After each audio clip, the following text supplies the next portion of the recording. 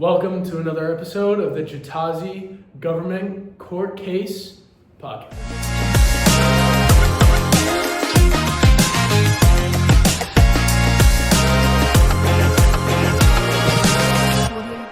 So James, whenever I step into a school building, I always wonder, where is politics involved in school? Yeah. Specifically, the First Amendment. Yeah. The First Amendment rights, and could the school suspend me if I say anything crazy? Honestly, I feel like they probably would. I mean, it's exactly what my Supreme Court case is about. Oh. And the court case I had was Tinker versus Des Moines. Yeah. And, in my case, I had Morse v. Frederick, right? And the court kind of, pulls back on rights that Tinker actually gave students. Wow. I mean, I feel like the correlation between the two was generational. Yeah.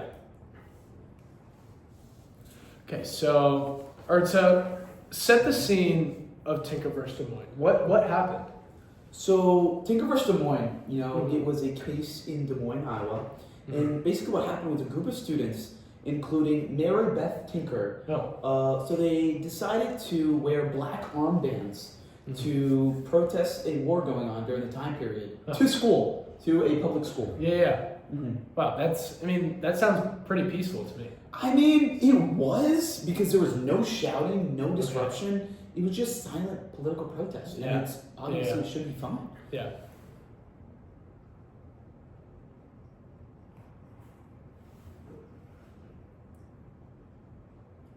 You gotta say, but when the school found out.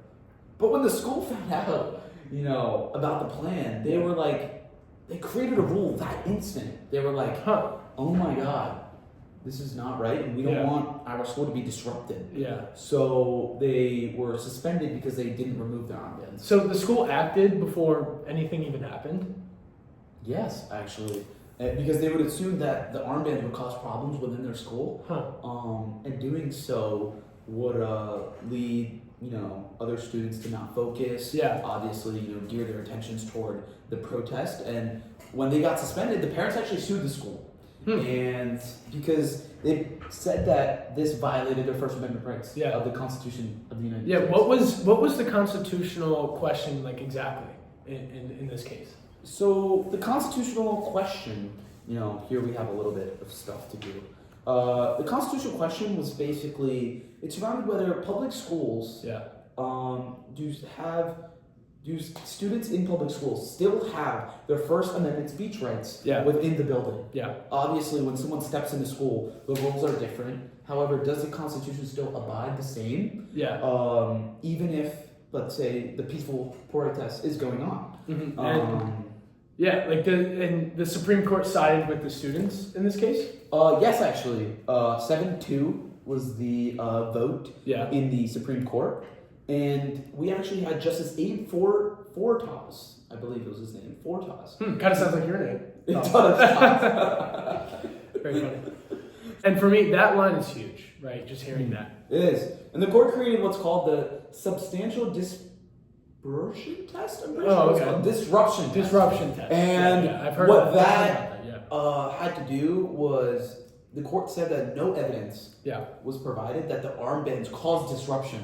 That's why they created that test, because they wanted to be like, if you're protesting in school, however, you're saying something out loud, or you're showing something that students are all coming towards. So they created this test to make sure that, if it's not, if it fails, then obviously it's obviously not getting to school. Yeah, and so this case, expands student rights a lot, right? Yes, definitely. I think it treats, students bigger. It gives students more power in school. They are comfortable protesting peacefully. Obviously, substantial disruption test. And so it honestly just leads exactly to your case. But any questions? Was there disagreement with the court? Oh, that's actually awesome that you mentioned that. So we had Justice Hugo Black, who was renowned. He dissented, and he believed that the decision in the case would weaken the school discipline because he thinks that children would have way too much power in schools, Yes. and that would disrupt the school, Yes. and teachers would not have as much authority, Yeah. and that would obviously create disruption in schools. So Yeah. that's why he dissented. Yeah, and so right away, we see the tension, right? It's like student freedom Yeah. versus the school authority and what they think students are limited Exactly. to express. Exactly. So I want to gear it towards your case now. Yeah. So you have Morris versus Frederick. Yes. Right. So I just want you to dive deep into your case. I know it's a little different. Yes. It's more recent. Can you just explain it to me? Yes. So my case is Morris versus Frederick, and it's almost 40 years later. Oh wow. Than your case. Yeah, that's crazy. And so in 2002, during the Olympic torch relay, because the Olympics were in Alaska. Wow. Yeah. A student named Joseph Frederick Oh. held up a banner that said "Bong hits for Jesus." Oh, that's very Yeah. I don't like that. Yeah. And so the event was school supervised that he did this at, Okay. right? And the principal actually confiscated the banner.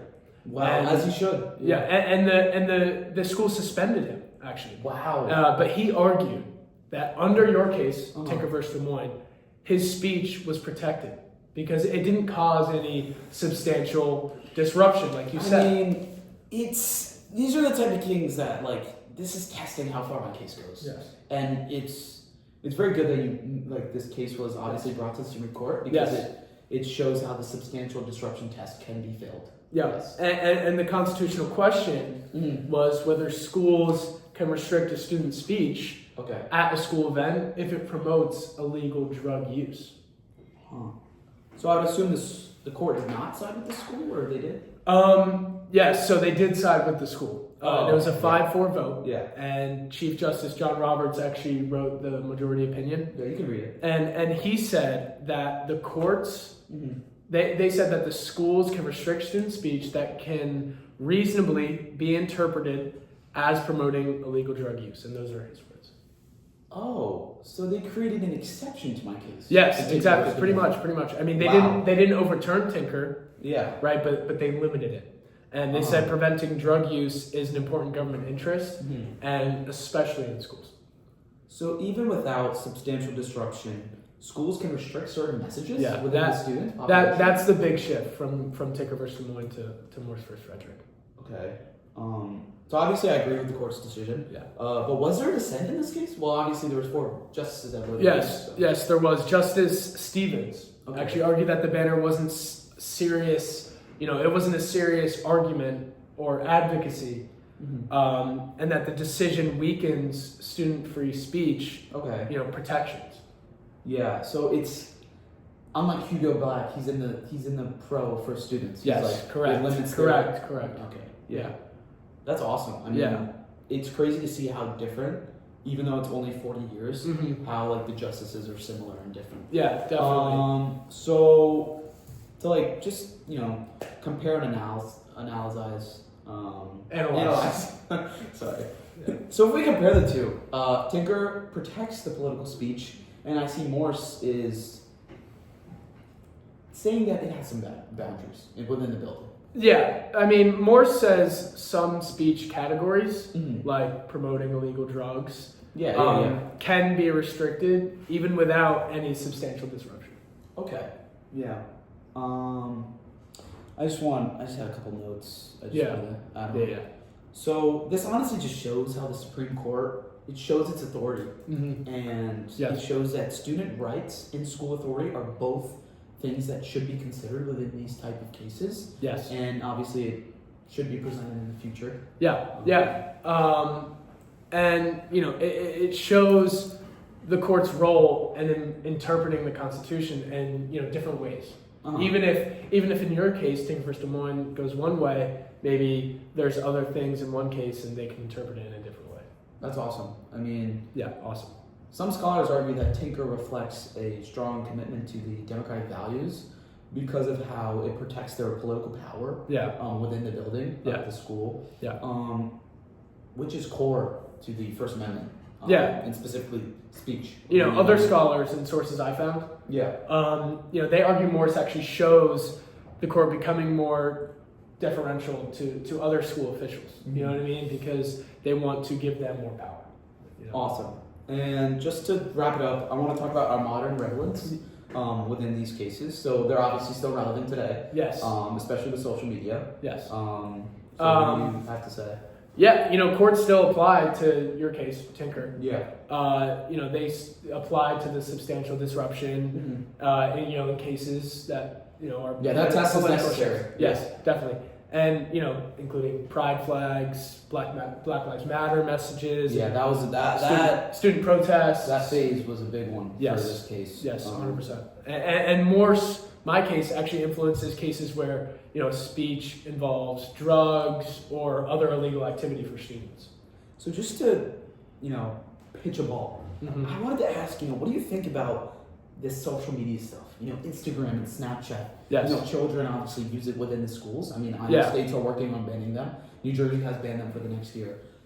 What do you think that has to do with the First Amendment and their political speech within the building? And what do courts, you think, use to relate to this social media increase? Yeah, I think social media is hard because if these students are writing these things online, it's hard for the school to really see what they're doing. Even when it's not on school grounds. Yeah. Like in Morse v. Frederick, it was on school grounds, but correct. The things that they're saying, it's not really in the school's power. Yes. To kind of influence the student's speech online. Yeah, but what I just want to mention is that the court would look at cases like Tinker as a precedent. If a case like this makes it to the Supreme Court, they would look at Tinker as a precedent. Yes. To conclude, you think students leave their rights at the school gate? I think Tinker says no. Yes, I completely agree. Moore says no as well. As we've learned, kids do have rights within their building, and the First Amendment is protected. Yeah, within the school district. Yeah.